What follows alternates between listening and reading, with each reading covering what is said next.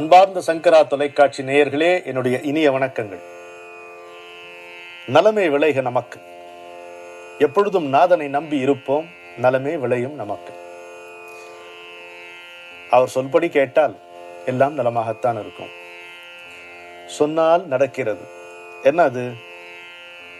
சொல்லை கடந்தவர் வாயை திறந்து சொன்னால் எதுவும் நடக்கிறது. சொல்லை கடந்தவர் வாயை திறந்து சொன்னால் எதுவும் நடக்கிறது.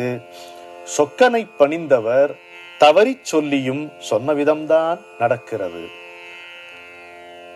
சொல்லை சொல்லச் சொல்லியதார், சொல்லை சொல்லச் சொல்லியதார், அதன் சூக்குமம் அறிந்தவர் யார்? ஒன்றும் சொல்லாதிருந்து சொல்லை கேட்போம், சொல்லா நலம் பெறுவோம். நப்பா சொல்ல வச்சுட்டு இப்படி குழப்பறியே அப்படின்னு நினைக்கிறீங்களா? இல்ல, பாருங்க, அருமையான சில நிகழ்ச்சிகளை இன்னைக்கு நம்ம பார்ப்போம். திரு அனந்தராமன் அவர்களுக்கு ரொம்ப கவலையோடு தான் வந்திருக்கிறார். அவருடைய மனைவிக்கு புற்றுநோய்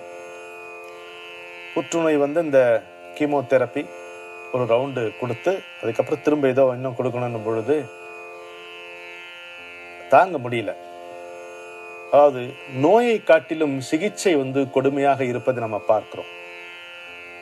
டெர்மினல் இல்னஸ். நான் மருத்துவத்தை குறை கூறவில்லை, மருத்துவர்களையும் குறை கூறவில்லை. நல்ல மருத்துவர்களை நான் ரிஷிகள் என்றே கருதுவேன்.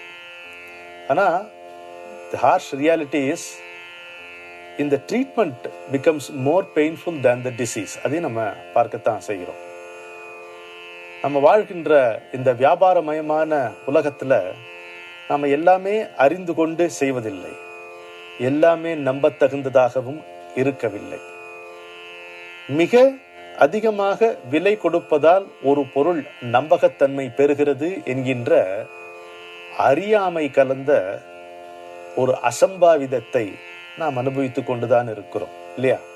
அதிகமா விலை கொடுத்துட்டோம்னா, ஒரு காஸ்ட்லியா இருக்கிற காரணத்தினாலே ஒன்று பெரிய விஷயமா நம்பத்தகுந்ததான் நினைக்கிறோம். அப்போ என்ன செய்யறதுன்னு தெரியல. அவருக்கு பெரியவருடைய சந்நிதியிலேயே இருக்கார். பெரியவர்கிட்ட இன்னும் அவர் பேசல. இந்த விஷயத்தை யாரும் இன்னும் பெரியவர்கிட்ட தெரிவிக்கல. அதுதான் இன்னும் அவர் பேசல, காத்துட்டு இருக்கார். ஒரு மணி நேரம் ஆச்சு உட்கார்ந்து இருக்கிறார். ஜெயராமன் அப்படி பாக்குறார். பெரியவா பார்த்து, உன்னுடைய சம்சாரத்துக்கு அந்த விஷ சிகிச்சை வேண்டாம், நிறுத்திடும் அப்படிங்கிறார். அவ்வளவுதான். சரி பெரியவா, அவ்வளவுதான். எழுந்துட்டார். அவர் வெளில வந்தோடனே பக்தர்களோட விசாரிக்க, என்னாச்சு, என்ன சொன்னா? இல்ல மனைவிக்கு கேன்சர் ஆப்ரேஷன் ஆச்சு, ஒரு வாரம் ஆறுது. அந்த கீமோதெரப்பி செய்யறா. அந்த வியாதியை விட இந்த சிகிச்சை பொறுக்க முடியாம அளவுக்கு இருக்குது. அப்போ அதுதான் என்ன பண்றது தெரியலன்ட்டு கேட்கணும்ட்டு வந்தேன். அவர்கிட்ட நேரில் கேட்கறதுக்கு இந்த கேள்வியை கேட்க எனக்கு சந்தர்ப்பம் கிடைக்கல. ஆனா அவரே இப்படி சொல்லிட்டார். இப்போ நீங்க என்ன பண்ண போறீங்க அப்படின்னு கேட்குறேன். என்ன பண்றது, அவ்வளவுதான். அவர் வேண்டாம் சொல்லியாச்சுன்னா வேண்டாம், அவ்வளவுதான். அனந்தராமன் முதல்ல நேரா போய் அவருடைய மனைவிட்ட சொல்றாரு, இந்த மாதிரி பெரியவாளே, நான் சொல்றதுக்கு முன்னாலேயே அவரை கூப்பிட்டு இது வேண்டாம் நிறுத்திடுன்னு சொன்னா, சரி நிறுத்திடுவோம், அவ்வளவுதான். இந்த அம்மா ஷீ ஃபெல்ட் வெரி ரிலீவ், வேண்டாம் அப்படின்ட்டு. இப்போ அவருடைய உத்தரவுப்படி இந்த ட்ரீட்மெண்ட்டை நிறுத்தணும்னு சொல்லும்போது டாக்டர்கள் தே ஷோட் தேர் கன்சர்ன். மாதிரி இல்லை, இப்போ இந்த சிகிச்சையை நிறுத்தினா நோயாளி ஒரு வாரம் கூட பிழைச்சிருக்க மாட்டார் அப்படிங்க. பல வருடங்கள் இருந்தார் வைங்க. அதுக்கப்புறம் பல்லாண்டுகள். இந்த நிகழ்ச்சியை எழுதப்படும் பொழுது 2006, அது பல வருடங்கள் ஆச்சு. இதை நான் பார்த்துருக்கேங்க. என்னுடைய குருநாதர் கூட அவருடைய அணுக்க தொண்டராக இருந்து வந்தவர் டாக்டர் ஆர் ராகவேந்திரன். நாங்கள் ராகி அண்ணா என்று அவரை அழைப்போம். அவர் ரொம்ப அற்புதமான சயின்டிஸ்ட். அவர் இஸ் எ ரிமார்க்கபிள் ப்ரொஃபஸர். 23 வயது இருக்கும் பொழுதே பிரான்ஸில் போய் PhD வாங்கினவர். வாட்டர் மேனேஜ்மெண்ட்டில் இன்றைக்கும் அவர் ஒரு எக்ஸ்பர்ட். அவர் காவேரி ட்ரிபியூனல், வைகை ட்ரிபியூனல்லாம் அவர் கன்சல்டன்ட் மாதிரி ரொம்ப ஒப்பற்ற சயின்டிஸ்ட் அவர். ஆனால் அணுக்க தொண்டர். அப்படியே 40 வருடம் குருவோட வாழ்ந்து ஒவ்வொரு நாளும் அன்றைக்குத்தான் குருவை சந்திப்பது போல் அவருடைய திருவாயை என்ன இன்னைக்கு வருமோ சொல் வருமோன்னு கேட்டுருப்பார். மாதிரி 1 மணி நேரம் குருநாதர் பேசக்கூடியதை 5 நிமிடங்களில் துளிக்கூட அந்த மூலத்திலிருந்து விலகாமல் சொல்லக்கூடிய ஆற்றல் பெற்றவர். அவருக்கு என்னாச்சு? கேன்சர் வந்தது. கேன்சர் வந்தது, நீ பிழைக்க முடியாதுன்னு சொல்லிட்டாங்க அவரை. நீ எங்கிட்ட வந்துடுன்னு சொல்லி அதுக்கப்புறம் வேலையை விட்டு இங்கே வர்றார். Guruji treated him. அந்த காயத்துக்கெல்லாம் மருந்து போட்டு கட்டெல்லாம் போடுவார் குருஜி. அதெல்லாம் போட்டு ராகவேந்திரன் இன்னைக்கும் இருக்கிறார். இந்த நிகழ்ச்சி அவருக்கு நீ இருக்க மாட்டேன்னு சொன்ன நிகழ்ச்சி 40 ஆண்டுகளுக்கு முன்னால். 40 ஆண்டுகள் கழித்து நல்லா இருக்கார். இன்றைக்கு அவருக்கு 78 வயதாகிறது. நன்றாகத்தான் இருக்கிறார். அதனால டாக்டர், மறுபடியும் நான் டாக்டர்களை குற்றம் சொல்லவில்லை, மருத்துவ விஞ்ஞானத்தை குற்றம் சொல்லவில்லை. ஆனால் உங்களுடைய மருத்துவத்தையும் விஞ்ஞானத்தையும் மதிக்கின்ற அதே நேரத்தில் அதனால் சில நிவாரணங்கள் கிடைக்காமல் தான் இருக்கிறது, சில துயரங்கள் தவிர்க்கப்பட முடியாமல் தான் இருக்கின்றன என்பதையும் நாம் பதிவு செய்ய வேண்டும். இந்த மருத்துவத்திற்கெல்லாம் அப்பால் ஒன்று இருக்கிறது, அருள் என்று ஒன்று இருக்கிறது. அது செய்கின்ற வேலை நமக்கு கண்ணுக்கு தெரிவதில்லை, நிகழ்ந்த பிறகு நமக்கு தெரிகிறது. அதை நீங்களும் மருத்துவர்களும் ஒத்துக்கொள்வீர்கள் என்றே நம்புகிறோம். இப்படி ஒன்று இப்பதான் இந்த நிகழ்ச்சியை பதிவு செய்கின்ற அடியவர் நல்லா சொல்கிறார். அவருக்கு பெரியவாளுக்கு கீமோ தெரப்பி தெரியுமோ தெரியாதோ, அனுகிரக தெரப்பி தெரியும் அப்படின்னு அழகாக அவர் அதை எழுதி இருக்கிறார்.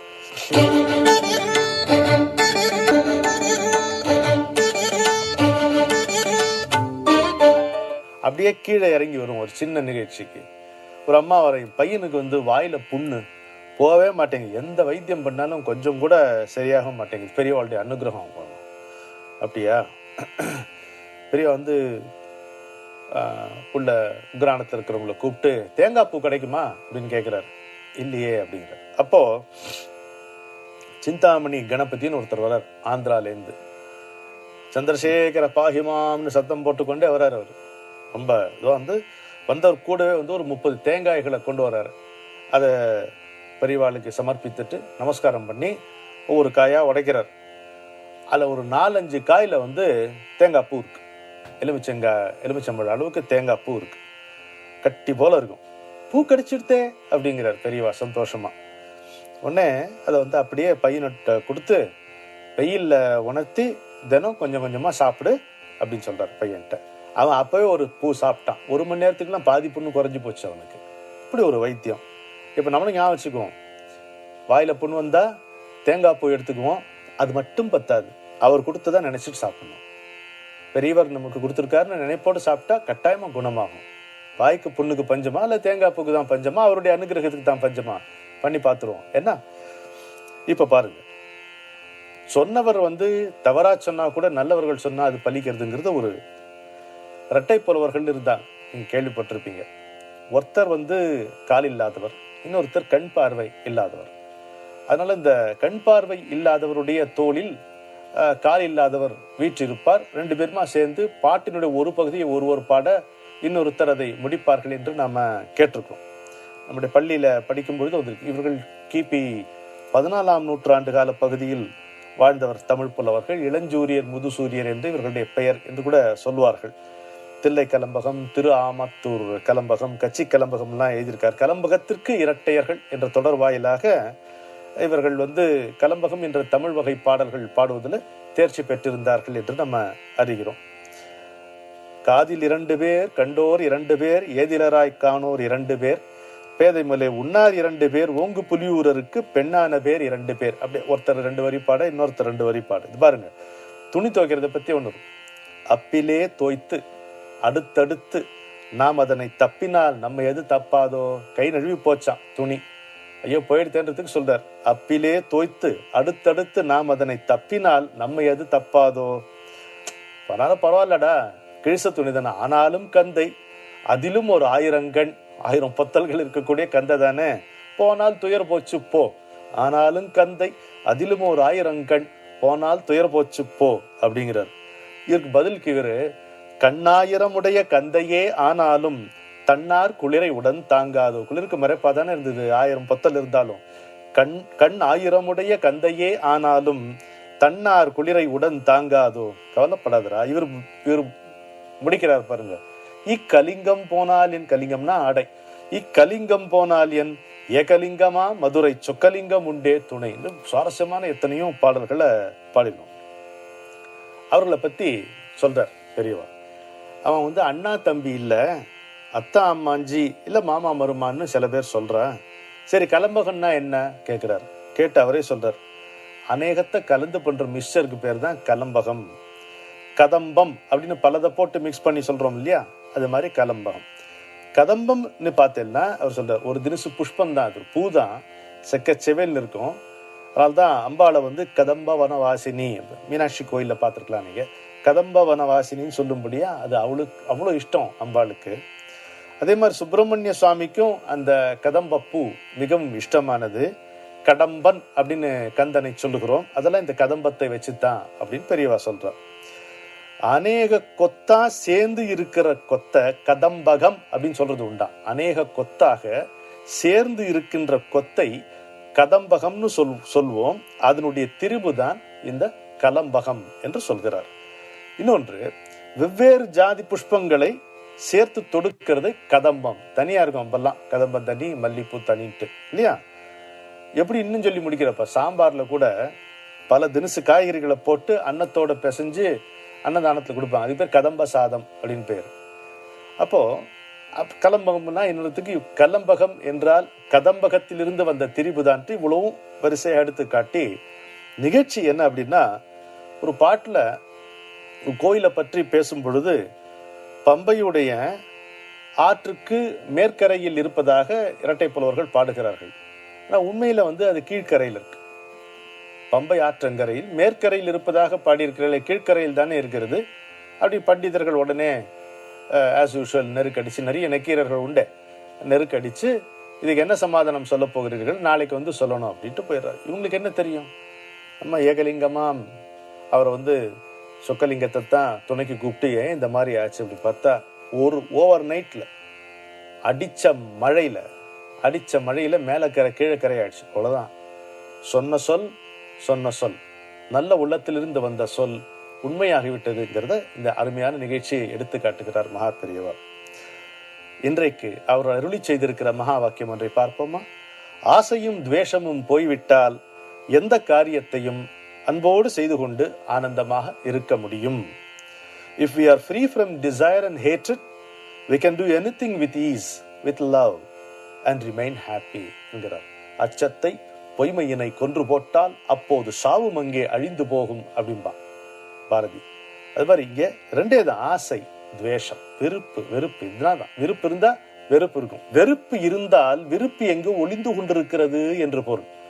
வெறுப்பு இருந்தால் விருப்பு எங்கோ ஒளிந்து கொண்டிருக்கிறது என்று பொருள். அதை நம்ம கவனத்தில் கொள்ள வேண்டும். ஒரு ஞானிக்கு விருப்பு மட்டும் இல்லாமல் இருந்தால் போதாது, வெறுப்பும் அறவே இருக்கக்கூடாது. A ஞானி cannot have any dislike also என்று என்னுடைய குருநாதர் சுட்டி காட்டுவார். எனவே விருப்பும் வெறுப்பும் இல்லாமல் இருக்க வேண்டும் என்றால் எப்படி இருக்க முடியும்? வெறுப்பும் இல்லாத ஒருவருடைய திருவடியை நாம் பற்றி கொள்ள வேண்டும். வேண்டுதல் வேண்டாமை இலான் அடி சேர்ந்தார்க்கு யாண்டும் இடும்பையில. பெரியவாளுடைய திருவடியை பற்றி கொள்வோம். வெறுப்பிலிருந்து விடை பெறுவோம். எந்த காரியத்தையும் அன்பாக செய்வோம். ஆனந்தமாக வாழ்வோம். வணக்கம்.